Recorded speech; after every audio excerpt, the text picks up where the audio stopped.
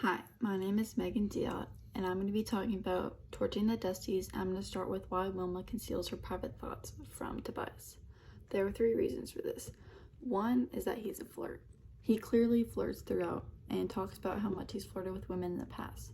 This includes Joanne and Noreen whenever they flirted a few times.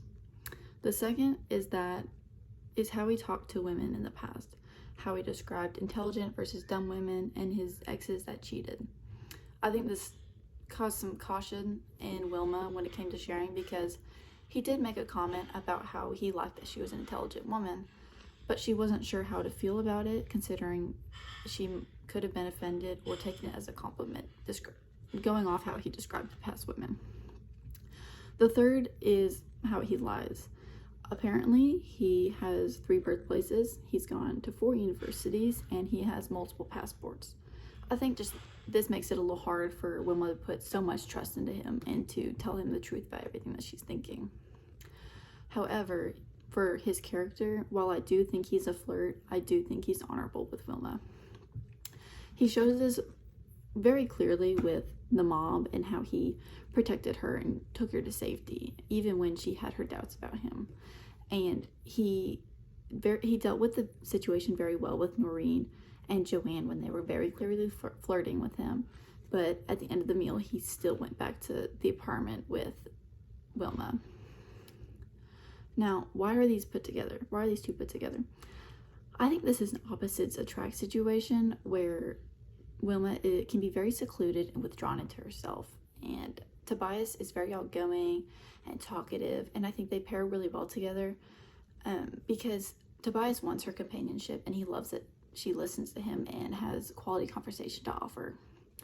And I think Wilma is entertained by him, and he's also her eyes, and she does trust that for the most part he's going to give her the truth.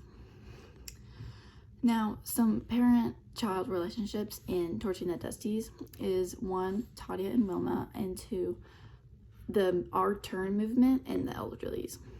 Now, Tadia and Wilma have a mother-daughter relationship where mostly Tadia sees Wilma as a mother figure because she takes care of her, she loves her. And with the Our Turn movement and the elderly, this is a young and old relationship where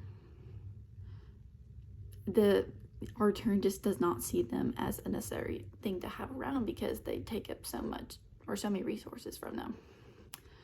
Now, a couple morals from the Torching the Dusties is 1, how the effect of ageism is on people. I think this is seen very clearly throughout, where the elderly are targeted because of their age and the fact that they are apparently taking up jobs and are not opening up more jobs and are taking up too much healthcare money from these younger generations, and they want it taken back. The second is to not take your health for granted. This is also a very clear theme that I caught on to, where Wilma reminisces on her youth and how she laid in the sun and they loved to be tan and they were on the water, but they didn't take care of their eyes and they didn't wear sunscreen. And so now they've lost a lot of mobility and she can hardly see. She joked about it for a long time, but it's a very serious issue that you should appreciate your body and you should take care of it and love your youth and prioritize your health no matter what.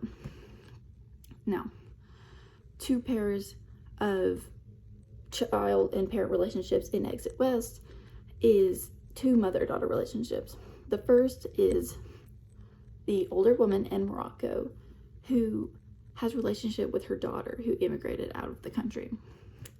Now, the daughter invites her to visit, but the older woman doesn't. She declines because she is mute and she feels like she would be a burden on her daughter.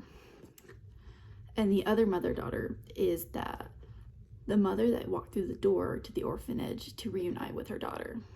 And they go to the movies and we don't see much from them. Now, the morals that I caught on from this is acceptance and having love for your family. Now, for acceptance, this is accepting yourself as your limits and how much you can do. because as you age, there's a certain time where you have to accept that you will become a burden on your family or your health caretakers. And while it's not necessarily a bad thing, you can find relief in knowing that like you have boundaries that you can stick with.